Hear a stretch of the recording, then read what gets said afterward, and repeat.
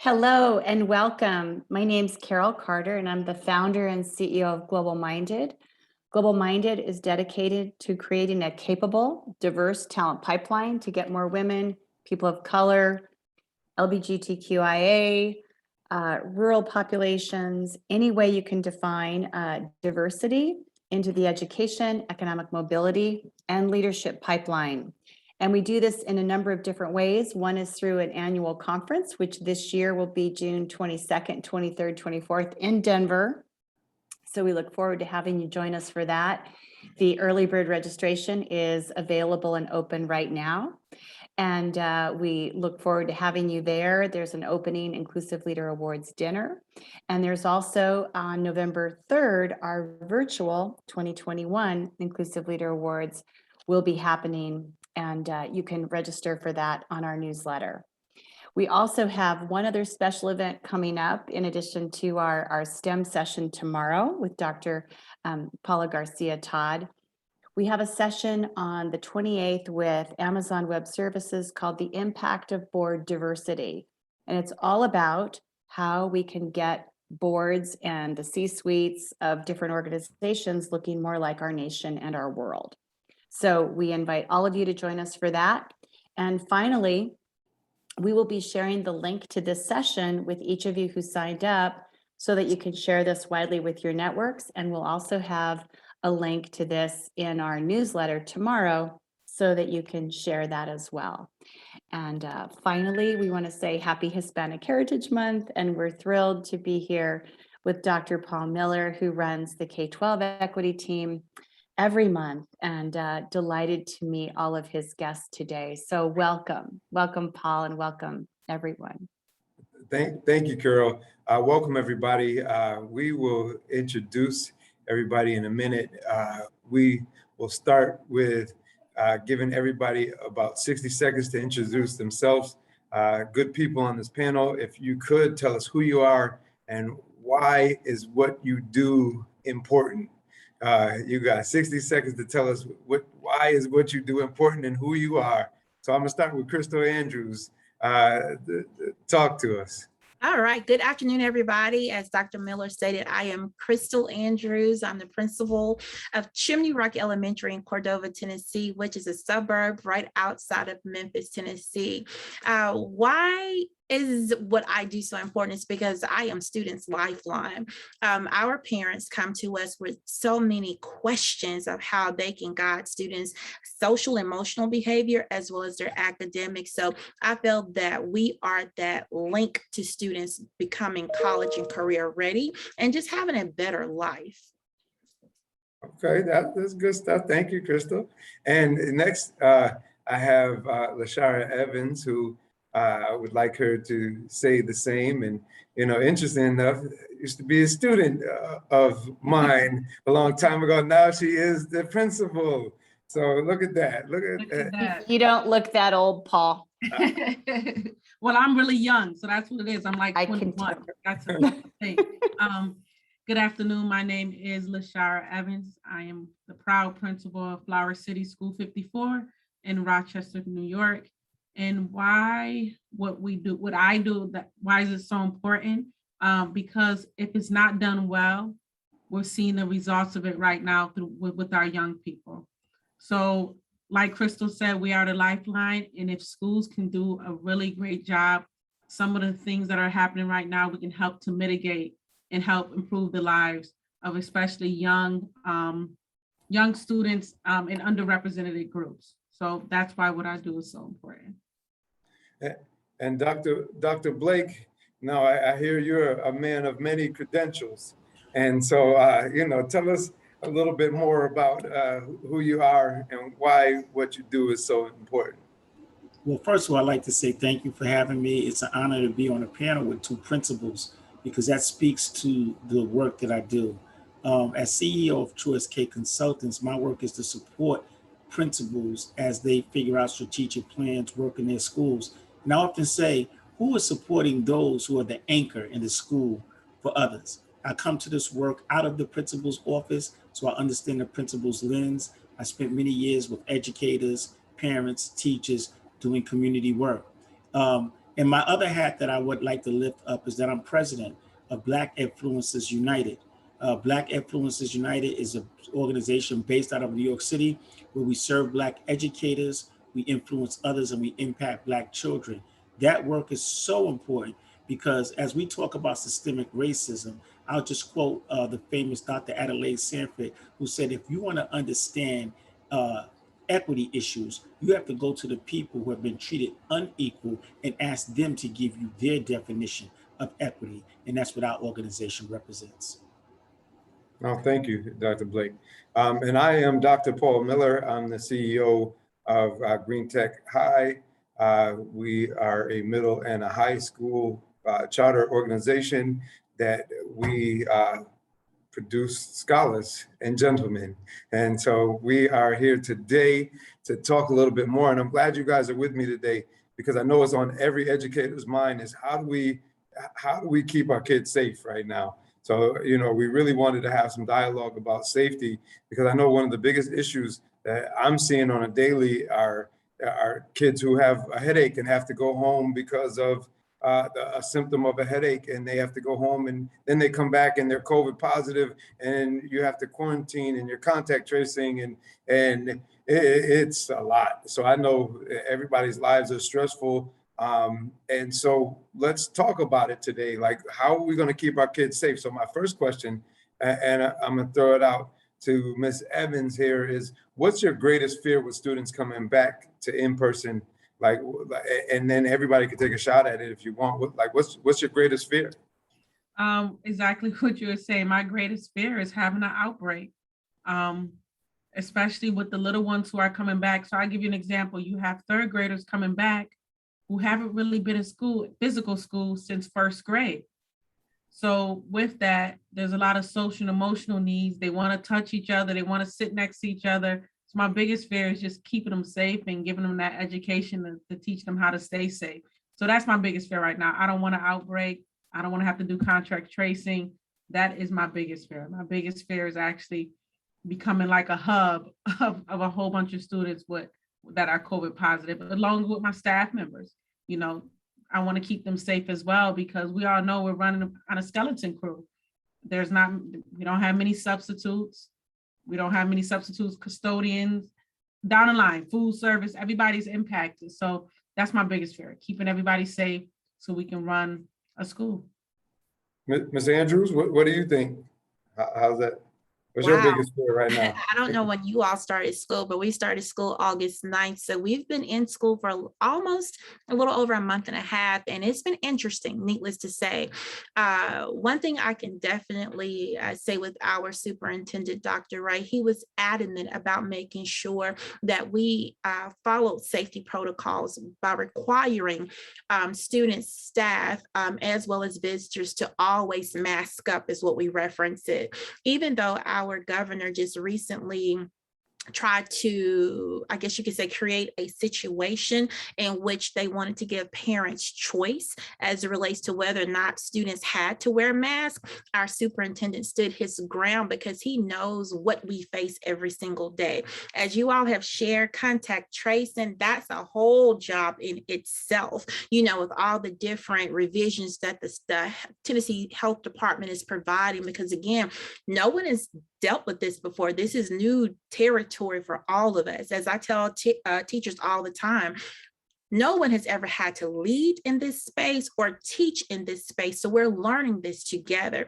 As Ms. Evans alluded to, you know, you have children who've never been in a school building before. So not only are you trying to establish routines and procedures, but help them to understand how important it is to maintain safety. You know, I don't know how many times I say it a day, you know, mask up, mask has to fit properly over your nose. You know, and then again, as alluded to, COVID is something that doesn't seem like it's going anywhere anytime soon. So we have to figure out how to help our teachers shift their mindset from being so COVID centered, still taking safety because that's important, but we also have to balance that with the academic piece because our students are coming to us with some deficits already.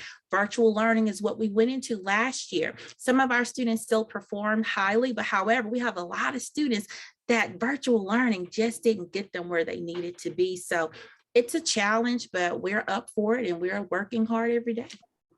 You know, Dr. Blake, that brings me to my next question that I think transitions well from what Ms. Andrews is saying, is that the scores and kids are coming in with all these potential deficiencies because we really haven't had them in front of us so you're working with leaders.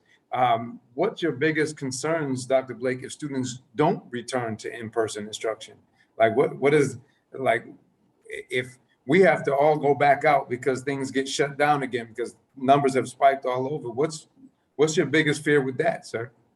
My biggest fear is that we haven't done our due diligence in terms of collecting information that during the time of COVID that would allow us to learn from that situation, to master hybrid learning situations, to be able to more effectively close down a school, to upgrade technology so that if we, in the event that we had to return back to home, learning from home, or some hybrid variation, that the technology would be available to all, which is a real equity issue, and the infrastructure for that technology would be available.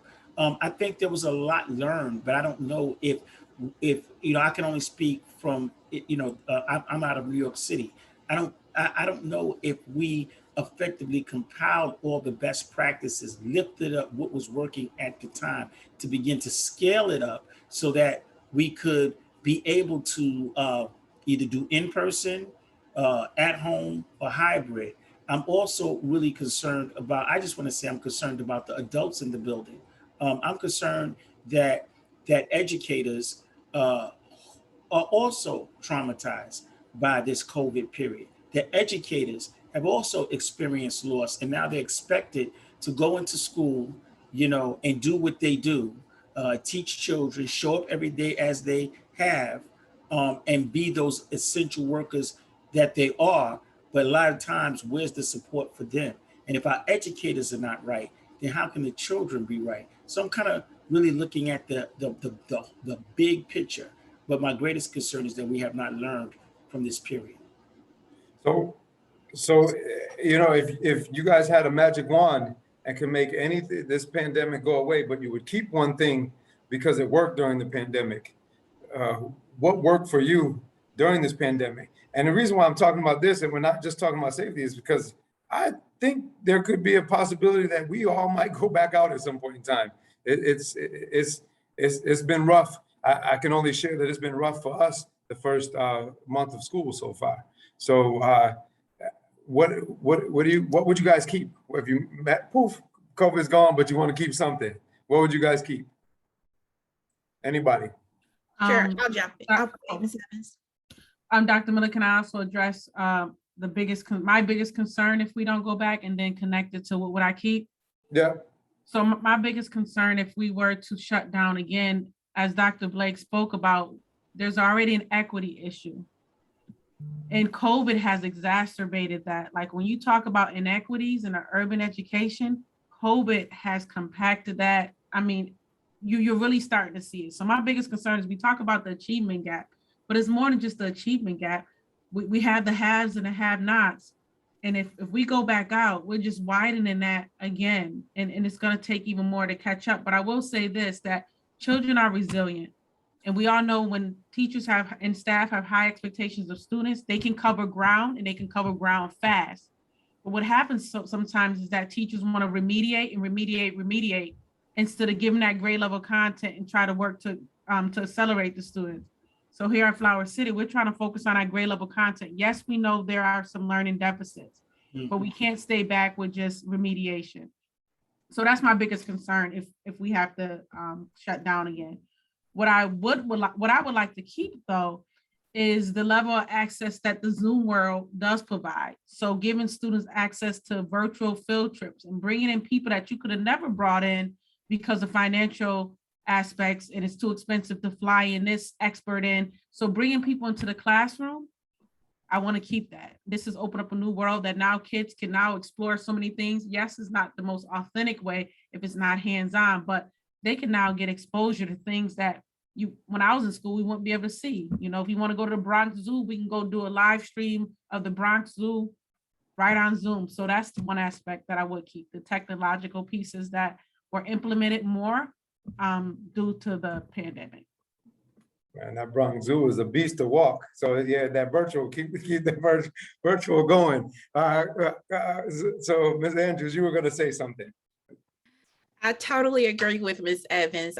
One thing that I would keep that this pandemic brought about was the fact that all of our students were able to have access to technology, which semi-leveled the playing field. So I'll have to say Dr. Ray was very instrumental in that piece. You know, of course, we had to figure it out as we were, you know, you're building the plane and trying to fly it at the same time. However, once we really got a handle on the virtual platform, this also helped teachers learn how to engage students differently. It was a process, but the students did engage in the virtual learning piece. But if there was something I could keep, it would be the fact that all of our students now have access to technology.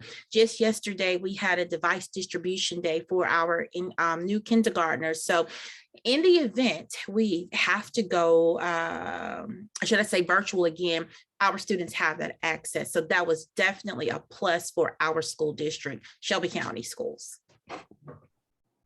Okay, Dr. Blake, Well, what would you keep from this pandemic? I would keep the level of parent engagement that happened as a result of this pandemic. Now, Ms. Evans and Ms. Andrews knows that parents were more actively involved. They could be in the classroom with the child. Now, some of the teachers might be like, well, I don't know, because some of these parents call it and they're asking me about my lesson plans, and I understand that. But for good, bad, or indifferent, there was a level of engagement. And I think in that engagement process overall, there was a greater public awareness of the value of teachers and the work that they do. And I would keep that, because in going back, I don't want us to fall back as a community and say, okay, I'm not going to be as involved anymore.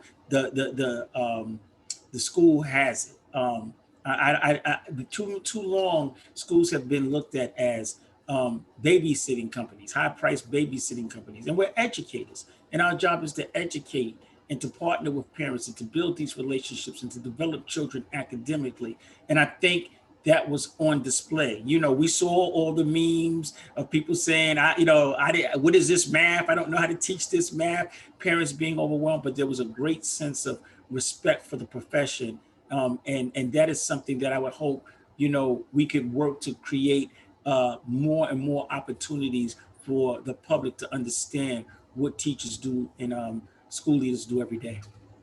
So what did the parent involvement look like in your buildings during the pandemic? Ms. Evans, Ms. Andrews? I was yielding to you, Ms. Andrews, because I was gonna say, you can go ahead first if you like. You can go ahead. No problem, I don't mind. Parent involvement, as Dr. Blake alluded to, it was out of this world. It was something that we've always asked for. It truly made teachers kind of take be on their toes a little bit more. What we always told them is that, look, you're on stage every single day, because when in a different circumstance, parents would not actually be able to peer into how you're delivering instruction. And so they too also felt that parent engagement was huge. One thing I will say, Dr. Blake hit it on the head too. I really feel that we are kind of drifting back a little bit with the parents being as engaged, because they're at a point now, hey, they're back in school. We're going to let teachers do what they do, but we don't want to lose that level of involvement that they had when we were totally virtual. So that engagement increased tremendously last year. I would like to add that sometimes access and getting to the school is difficult for parents. So now for parent-teacher conferences, even for CSCs, the number of parents that were able to engage in their students' CSC meeting instead of just being on the phone, but actually virtual, I think they're at like 90+%. So that was a positive aspect. that was contributed to the pandemic, that now you're able to meet with your teacher. And on Wednesdays when we had office hours, you didn't have the issue of trying to get there. You need childcare. You're right there on a computer or even on your phone. Zoom, you can get it right on your phone. So I do agree with that. And we still try to have like parent events and virtual meet and greets, and more parents are more inclined to show up sometime because we're eliminating some of those barriers that sometimes keeps parents from coming into school. And can I just say in reference to what Ms. Evans said, she raises a very critical point. Again, this becomes an equity issue. Sometimes we assume that parents don't want to be involved, but if I'm the breadwinner, if I'm a single parent, I have to go to work, and I can't be in the meetings when the school is having meetings. The technology now created opportunities for parents to maybe be on their phone at work and still listen in and get a sense of what's happening at the school. So I think that two things happened here. One was there was a greater level of awareness and engagement. And I think Ms. Andrews had talked about teachers being on their toes, but it's really about like, okay, now let me find a way to partner with the parent around what their concerns are and how I'm delivering instruction. So it almost helped all of us kind of step up, but at the same time, bring the parents along in terms of how do we roll through this curriculum? I thought it was wonderful. And I hope that there's ways that we can, borrow from the use of this technology to maybe have talent shows and programs where the parents, maybe I can't be there, but I can be on my tablet, I can be on my phone, and I can be there and I can tell my child that I was there. So can you guys talk to me a little bit about what you feel your districts have done well in reopening schools? What measures have been taken to keep kids safe? And don't worry, I'm going to ask what they haven't done well too. So we're going to ask that, and we're going to put away all the political correctness stuff too. So what have they done well? So what's some of the things that really has went well with the reopening that you are like, this is really done to keep kids safe? They've went above and beyond. Any examples of things that have happened? Sure, I can share what Shelby County Schools, what we've done. One thing we know is that sometimes, as it has already been shared, there is an equity. We make sure that we have ample supplies, masks always available that has been provided by the state. So students receive that throughout the day, all day. Inclusive of that, we've turned our water fountains off, so students are provided water bottles every single day. We have markings and safety decals throughout the school to help give the students a visual so they'll know what that social distancing piece looks like, especially with us working with students as young as 3, because we have pre-K all the way through 5th grade. So I would say, as far as laying out the safety protocols, that's very evident. Also, we conducted parent meetings through the district as well as at the school level to allow parents to understand what coming back into the school building would look like and what those expectations are. To lessen how many people are in the building, visitors have to schedule an appointment. They can't just show up, because we want to make sure that we're checking temperatures. We're asking those COVID questions that have been provided for us so that we can try to keep people as safe as possible. Go ahead, Shari.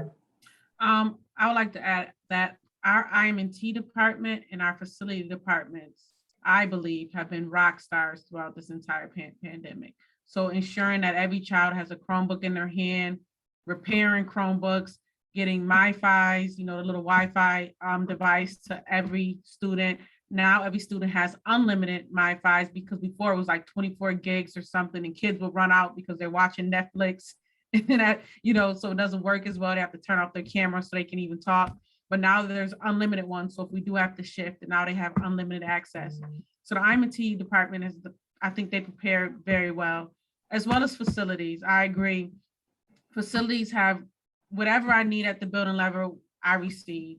Cleaning supplies, masks, water bottles as well, the markers, they have been very responsive. So the safety protocols that are in place, they have done a great job with that. So my shout out will be to our IM&T department as well as facilities with preparing us for the start of the school year. right? So Dr. Blake, you know, they talked about all the good things, but you're a consultant, so you get to go in and you get to see some of the other things. So I'm not even gonna put the ladies on the spot, even though, you know, they got the stuff they want to talk about. And Sharia probably say it. She's known for not caring and saying what she got to say. But what have you seen? You've seen anything that hasn't went so well, or some of the things that you'd be concerned about sending your kids to school at that districts you've worked with aren't keeping people safe? What's the concerns? One of the things I'll talk about here in New York, one thing that did go well, I thought, was the attention that was that they paid attention to student social and emotional health. There was a theme that the Chancellor of New York City, Misha Porter, came up with that was called homecoming. And anybody who's going to an HBCU knows about homecoming. So I thought it was very culturally relevant, but it was this whole thing about you've been away and you're coming home. And I think implicit in that was you're coming back to a sense of community. And so on the first day of school, I got a chance to visit several schools, and there were parents out there. They had the teachers, they were in a courtyard, they had the DJ, they were clapping for the children to kind of come in, because, you know, mental health impacts physical health, you know, and if the children are walking in with anxiety, that can have an impact on how they feel, which can have an impact on even being susceptible to all kinds of illnesses. So I thought that was great. What wasn't good was community engagement. When the decision was made in New York City that there was going to be a full return to in-person school, there wasn't the groundwork laid that Ms. Andrew talked about, which sounds like you guys did a very good job in your district in terms of engaging parents, fielding questions and concerns, and honestly listening to input. I see that as, and I'm going to put my BU Black Influences hat on right now. I see that as indicative of systemic racism and how it shows up. That you make decisions behind closed doors, put policies in place, and then go to the community and say that's a form of community engagement. Where true community engagement is you invite people in to have the conversation, and then you take into consideration what people have to offer. And although it may not be everything that they want, they will always respect you for bringing them to the table. And then you will not have to answer a lot of questions on the back end. So in New York, there were several parents that wanted a hybrid model. There were several teachers that were concerned about the vaccine mandate and being mandated to go to work. And those questions weren't flushed out. And I'm not here to promote where you should be on those issues. I'm just saying that engagement in real conversation and respect was not present. And as a result, you have people walking in feeling anxious. You have people who are considering leaving the profession. You have parents who say, well, I'm just not going to send my child to school. I'm going to homeschool. Those things could have been worked out a lot better had there been there's a level of respect for the community that you serve. And I'll just say this, 70% of the students in New York City are Black and Latino, right? So when you have a mayor that says, I spoke to the union, talking about the teachers union, and I've spoken to the state, but he doesn't say that he's spoken to the community, we almost feel like we're invisible. Yeah, that definitely makes sense. And, you know, community is important. They're our customers, right? And we're supposed to provide good customer service. So speaking to them and getting their perspective and opinion is definitely important. Anybody want to dish what hasn't worked so well in the district that you wish would have been a little different? So I'll share. I think sticking to a consistent plan. So I'm going to take it back to August of 2020. We were supposed to open in a hybrid model.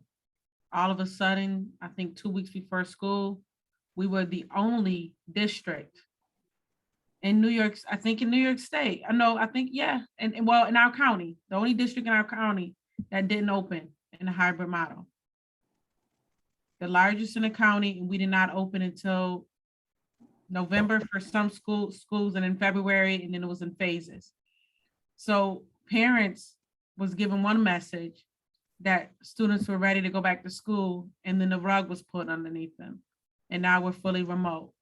As a result, there were layoffs, bus drivers, food service, and now we're seeing the impact of that now. We can't get many of them back, and it's an issue across the nation, but I think it's worse because of that. Also, fast forward to May of this year, parents thought that there was going to be a remote option and an in-person option. They went with that. All of a sudden, that changed as well, and there's no more remote option. So as a result, we have kids that are now being pulled out to be homeschooled, or they're just not enrolled. They're just not coming to school, so our attendance is going to suffer. So those are the things that as a district, we have to be better with.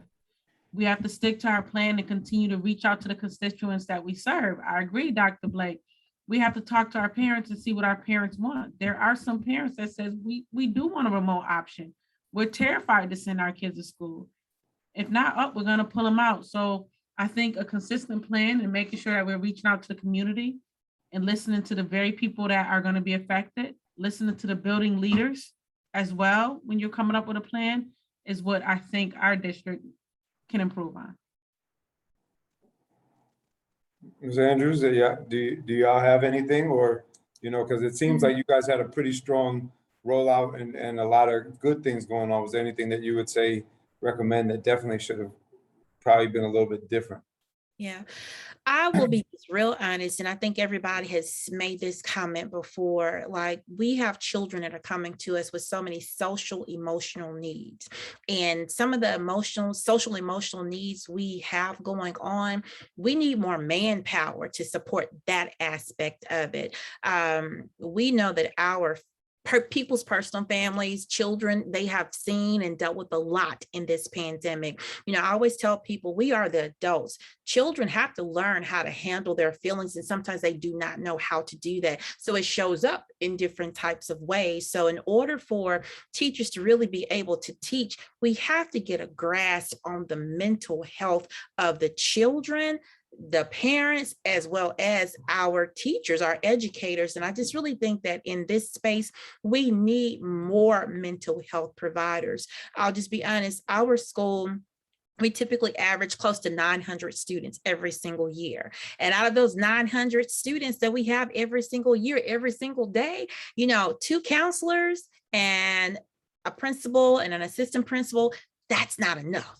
And even though our district have support people in place, we are one of the largest school districts. And so they're spread very, very, very thin. And our babies are coming into us each day with all types of diagnoses, schizophrenia, bipolar, and that has a huge impact on the classroom itself. And, teachers being able to manage that piece, and then also the instructional piece and the safety piece. So if there was anything that we could continue to do is to increase that support that all schools desperately need right now, the mental health piece. See, with the mental health and with even the teaching and the staffing, I know that a common theme is across the country is staffing educators. Like, there's so many gaps that are happening. There's so many holes. I'm talking to teachers I talked to a teacher in Lebanon yesterday about, does he want a job? That's how scarce it is right now. And to me, it's a safety issue too, because how do we keep our kids safe if they don't really have the competent, qualified educators in front of them because people don't want to teach anymore? How do you guys, people who are in the trenches, how do you suggest to solve that issue? Because it's deep, it's systemic. So Dr. Miller, you really tapped on something. We're losing a lot of people because education is not as attractive as it once was. And I think when you take the joy out of teaching and learning, and then you end up having low morale, and then you couple that with the already the trauma that already exists, it's a recipe for exactly what we're seeing. And I think we'll see even more of an exodus until we get back to, providing the support. And one of the things I think about is the American Rescue Act, and the funding, the unprecedented funding that was given to many states across the country. And so when Ms. Andrew talks about social and emotional support and counselors and how many assistant principals and deans, I don't know about where you are, Ms. Andrew, but I feel like there should be a greater level of transparency around how that funding is being utilized. And it should not be a cookie cutter approach. Every school has its own culture.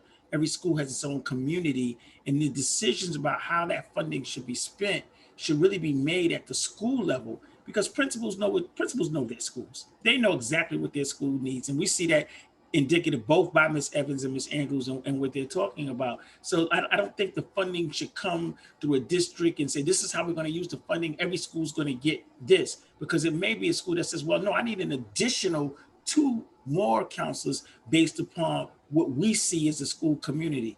And so, again, bringing people to the table, not just the community, and thank you, Ms. Carter, for also saying the students, bringing the community together, but not just the parents, the students, but those frontline workers. I keep on saying principals, teachers, those who know what's happening. They got boots on the ground.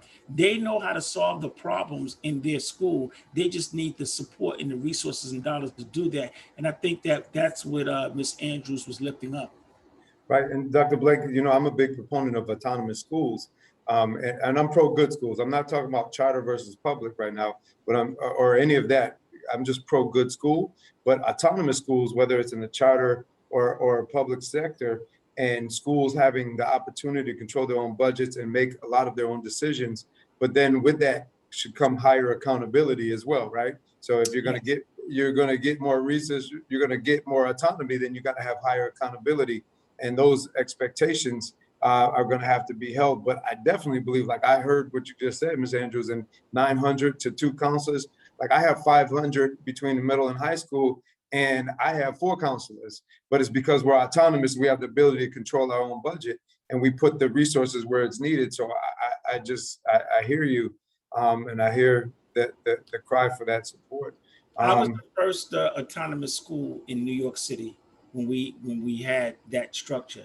And all I can say is I agree with you. I'm a big fan of, again, those decisions being made at the local level and principals being freed to make those decisions on the local level, and then being held accountable for the performances. If you're going to hold me accountable for students doing well on assessments or whatever the performance indicators that you are utilizing, then give me the power at the local level to make the decisions and rally my school community around what we're going to build in terms of positive, healthy school culture, improve student outcomes, and everything else that would be considered a measurement tool to say this is what we think is an effective school.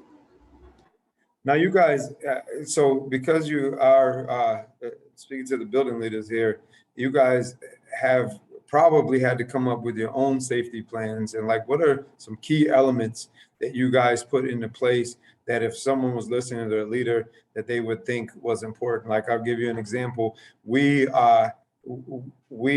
have, for our middle school, we have our students moving together in groups. So where they're sitting, we had to do seating charts.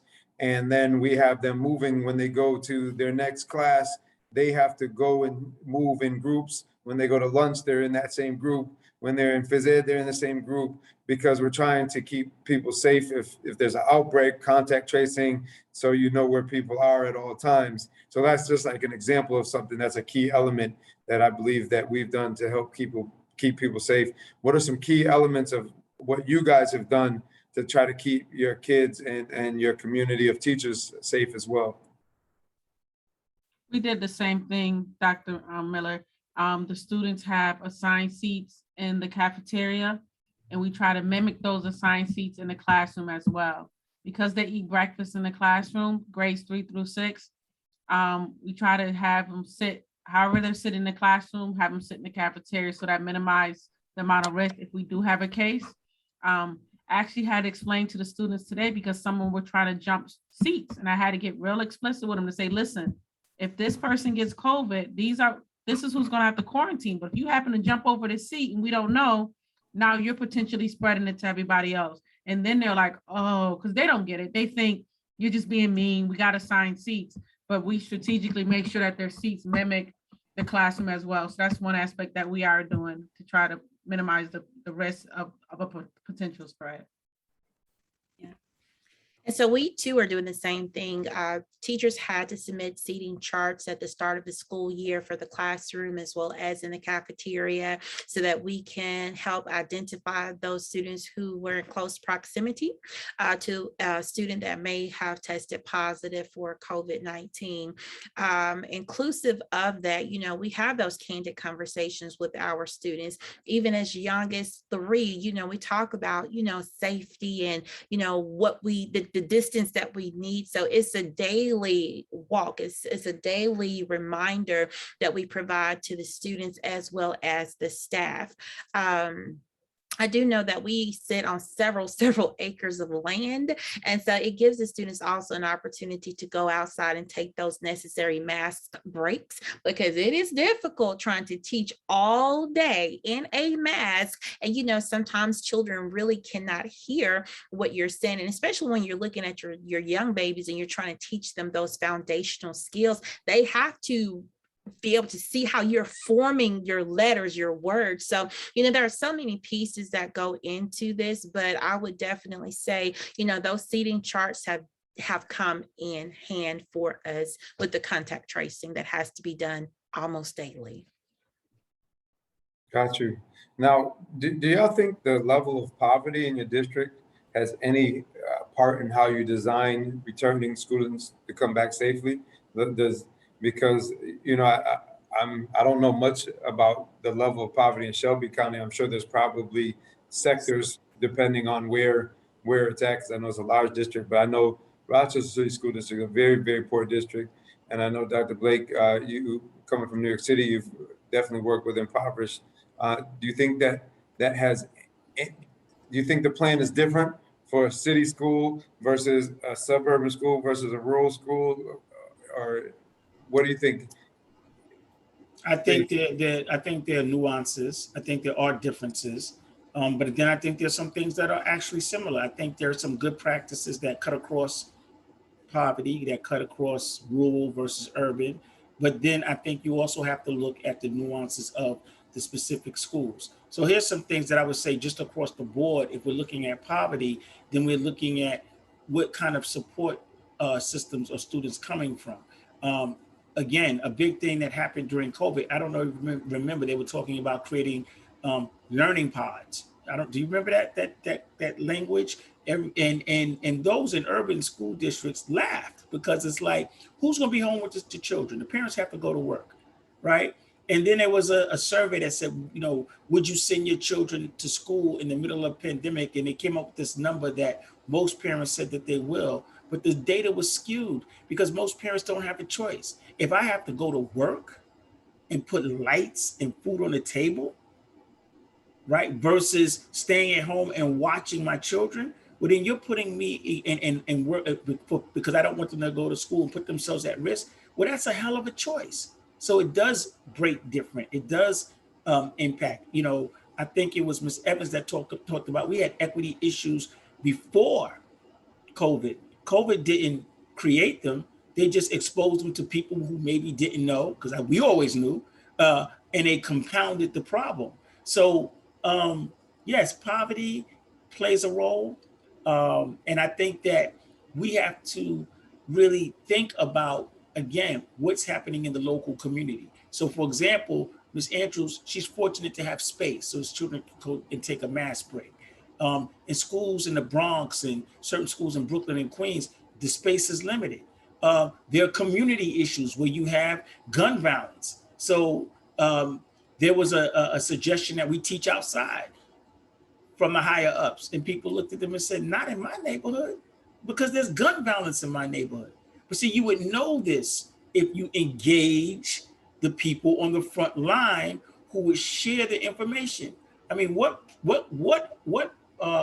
country fights a war and sends their troops out into the field and then doesn't get information from the ground troops as to what's going on before they prepare and plan strategy?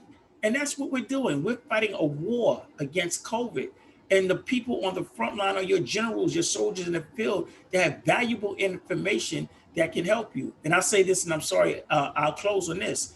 I'm listening to these dynamic leaders and the things that they're doing in their local schools, and the example that you offered in terms of what you're doing, Dr. Miller. And I just wish executive leaders would get it, that what you want to do is look at the best practices and scale up. You might want to create cohorts of similar schools where principals could talk to principals, teachers could talk to teachers. What's the best thing that's happening in your school? Okay, I got an urban school, it's got 900 kids. This is how we're dealing with this, where information can be shared, and then you can house that information and begin to develop policy and support around the information from your leaders in the field. Anybody want to elaborate and talk about that? How poverty has affected your plans or not affected your plans? I think, well, not only think, I think poverty affects everything even before COVID, as I mentioned. So I think when you add poverty and COVID together, you now have to be proactive and not reactive. And you also have to be cognizant of your population and make sure you check your privilege. Especially teachers, we have privilege, regardless of where you're coming from. We have a privilege that sometimes we forget, and we make we create structures and put things in place, forgetting about that privilege that we have. So I think with poverty, it allows me as a leader to step back to say, wait a minute, I need to make sure that I have X, Y, and Z in place, because this may not be the case for these particular children. That's not to say that it's all children. We also get into that mindset, that deficit mindset sometimes, that I have to bring, staff members back to say, hey, it's not all of our kids. You can't say all of our kids don't have this. That's not true. They do have it. But you do have to be aware of your demographic when you're planning for anything. So even when we talk about masks, I give an example of my assistant principal saying, today the same family keeps coming without masks. They keep coming without their masks. And I'm like, you know what? That's our job. That's why I can get boxes and boxes full of masks when they get here. Let's just give them a mask, because getting those 3 babies out of the house that's being raised by a grandmother, the last thing on her mind is trying to find that mask. So those are just another thing that we have to add to what we're already doing.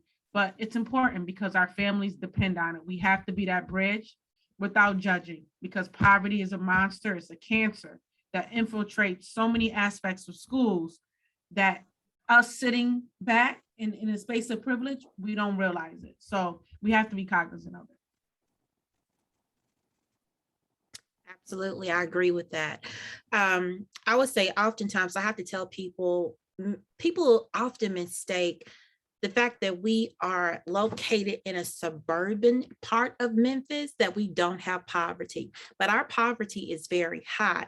I always tell people, I said, you have to learn your families, build a rapport, because they need us. We have families that live in cars. They're homeless. They're sharing, space with a friend, a neighbor. And so I always have to remind people, I said, don't misunderstand, because Chimneyrock is in the quote unquote suburbs of Memphis, that we don't have poverty. We are what we call a Title I school. And that is because we have so many students that are at that poverty line or lower. Memphis is known for having a high poverty rate and people dropping out of school, which is where we come in right now, trying to give them that sense of urgency of educating themselves better so that they can have a different lifestyle. I'll go back to say also, virtual learning allowed us to be inside of the homes to see what our students are actually faced with. As it has been shared earlier, you have single parent homes in which somebody has to go to work. And so in that virtual space, you had elementary children raising or caring for younger siblings as young as a few months old. You know, we were in and out of the classrooms virtually, and I was in one of the virtual classes last year. There was a second grader who was holding a newborn baby while trying to do work. And so that just goes to show you, would that necessarily happen if that parent could have done differently? Absolutely not. That mom or dad had to go to work. So that child was left to fend for themselves. So I always tell people we have to meet children where they are. A couple years back, we had some rezoning that occurred. I scheduled a field trip for teachers to actually tour the neighborhood so they can see where these babies are coming from. And it was truly an eye-opener for them, because I always tell them, you all, when these babies come here, we are their safe haven.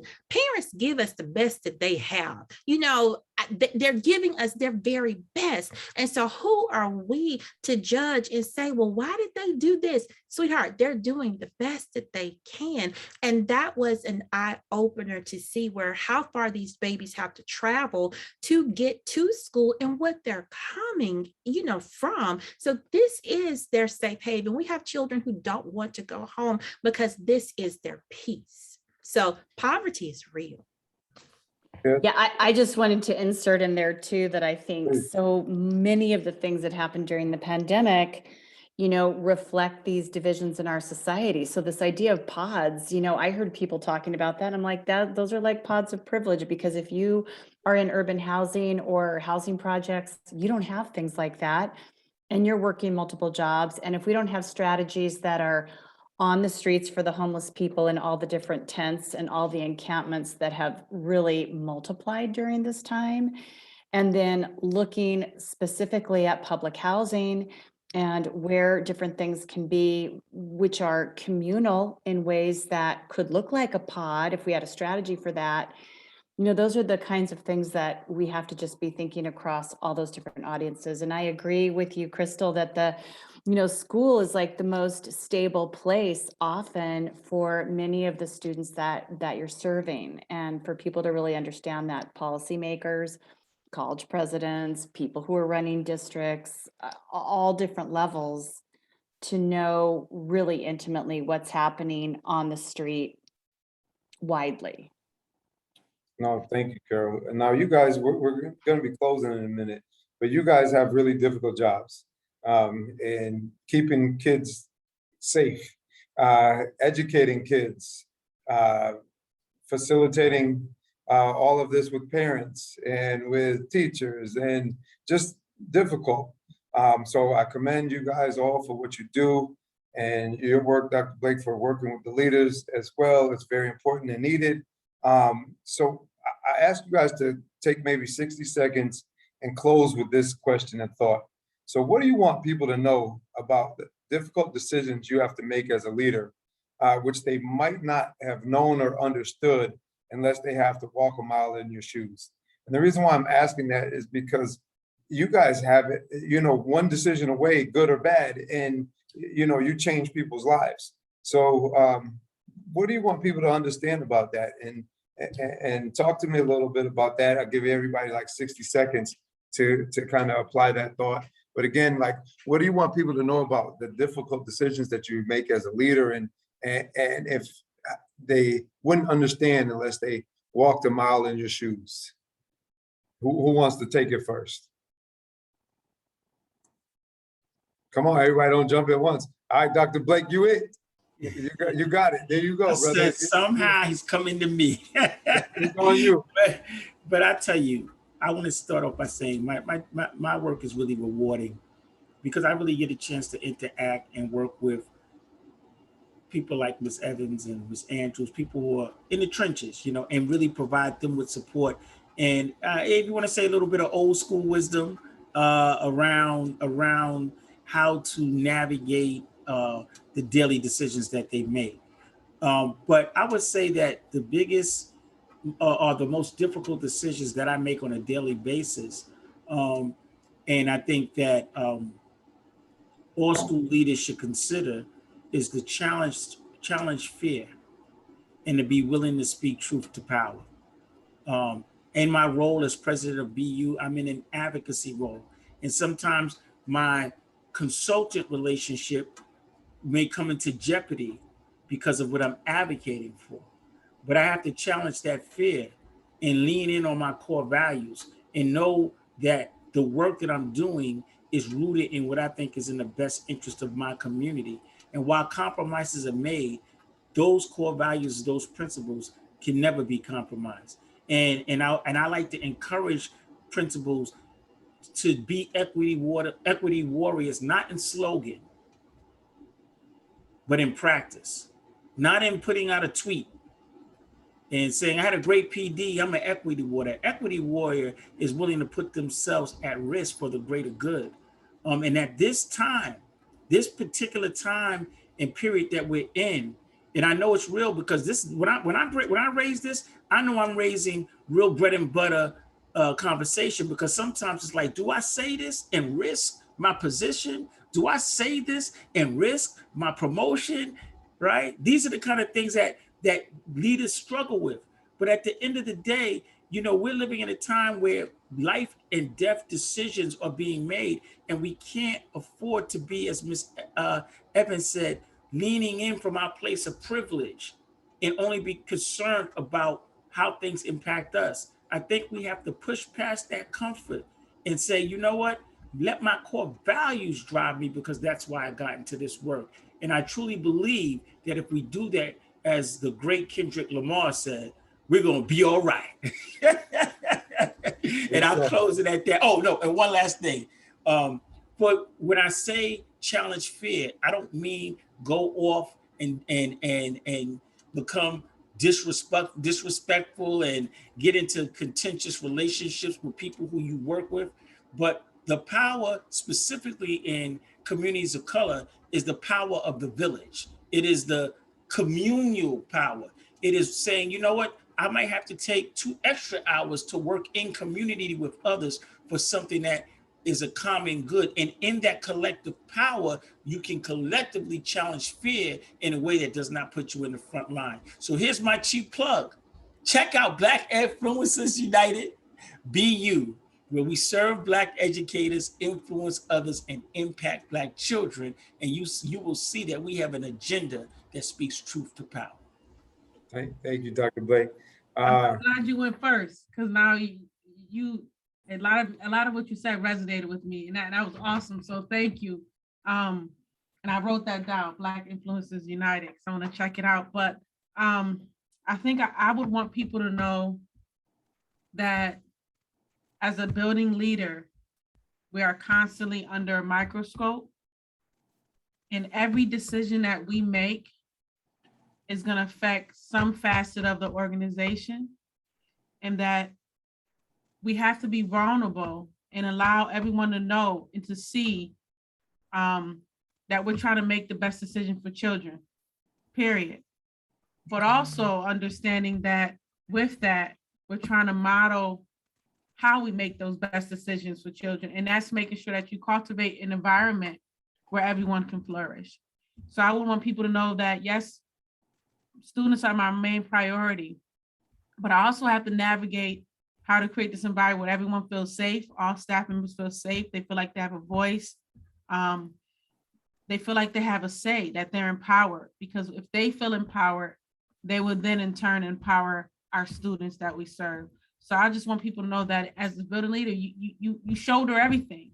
And it's important to take accountability, because when something goes wrong, you are the one that has to answer to it, no matter what. So you have to not have that fear. I can't, and I always said, I'm my authentic self. I'm not going to make an apology. And if it means that I'm going to lose a job, then that job isn't for me, because this isn't a job. I'm going to always speak out, tenure or not tenure. If my kids are not being treated right, if I feel like my school is being disenfranchised, I'm going to speak out. If that means that you're going to blackball me and say you don't belong here, but I think my talent speaks for itself, so I'm not afraid. So that's what also I need people to know. I'm not afraid. I don't live in fear. But we're under a microscope, and I just want everybody to understand that everything, it rests on me. This whole community rests on me. So I need everybody, to collaborate with me. Thank you. Crystal, what'd you say? Wow, you all have said a lot, and I totally agree. As I was sitting here thinking, I was like, wow, leadership is hard. It's hard because in order to do the work well, you have to have a passion for what you do.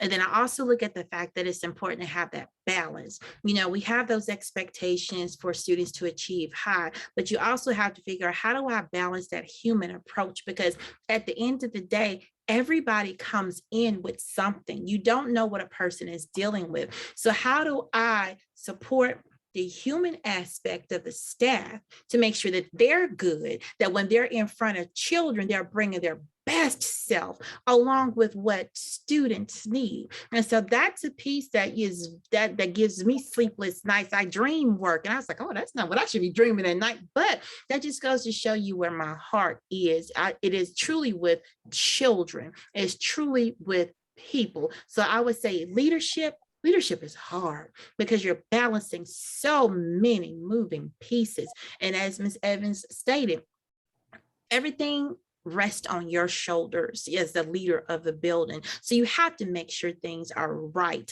And if they're not right, you're coming to the table with a group of people collaboratively to figure out, okay, here are the plans, here are the next steps that we must execute. So if I wanted people to understand and walk a day in my shoes, leadership is hard work, but it is heart work. You don't do it for the paycheck, you do it for the passion and the love for children.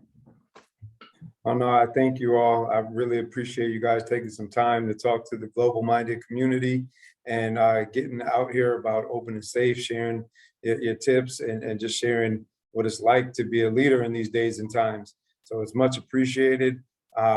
You guys, and I wish you nothing but success on your school years and your businesses and all your opportunities.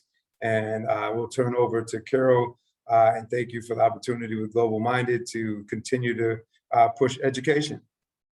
Thank you so much, Paul. And what an honor to meet all of you. And I'm very encouraged by all your insights and the passion with which you lead. And I want to share a Brene Brown quote that somebody shared with me earlier this week, because I really related to it, and especially to the points Crystal just made.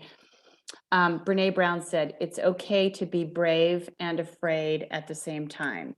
And I think for leaders that are really doing hard things, it's scary, it's unscripted, you're often unpopular, like there are all these things, but this is what it looks like to make an impact. It's not leading some cush life on some cush path. And that's what I think is so remarkable about the few thousand people in this global-minded community, is there a lot of leaders like each of you and like Dr. Miller, and they are very busy doing really hard work at this really critical time. So I just want to thank all of you again, and really again hope to see you all in June in Denver.